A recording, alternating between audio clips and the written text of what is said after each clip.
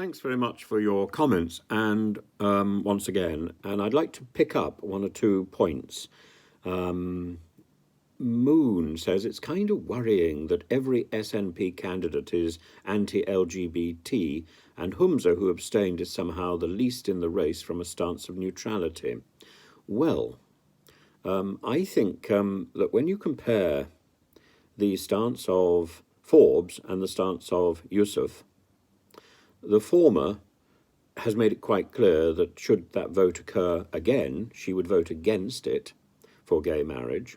So she would vote against gay marriage, whereas Humza has made it very clear that he has a great commitment to LGBTQ plus issues. And in fact, he's been putting out Instagram and TikTok and Twitter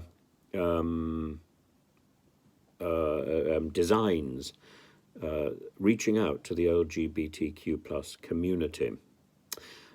Whatever happened with Humza and the gay marriage bill and the gay marriage law, whatever reason there was for him not voting, it's quite clear that there's been that he's got a commitment now, whereas it's also quite clear that Forbes does not have that commitment. For Forbes, her religion gets in the way. For Humza, he's found a way of reconciling his strong religious traditions with his strong liberal political leanings. I think that should give us some hope.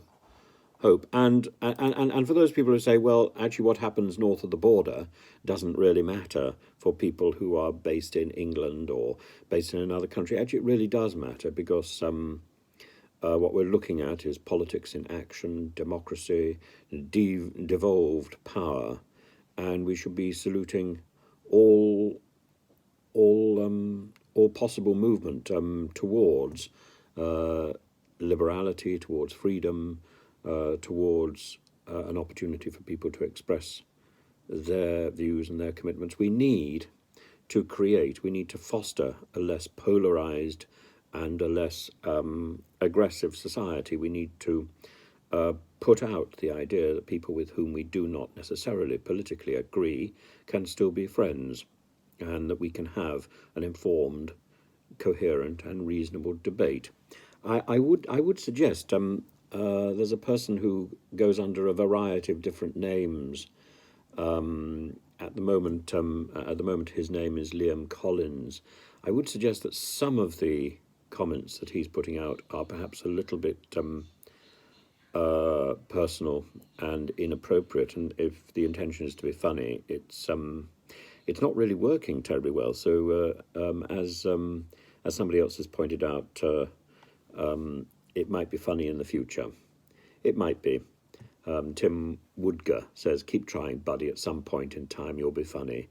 I think it's unlikely, but at some point in time, Liam Collins will change his name yet again and will appear yet again. I will simply turn a blind eye. Have fun.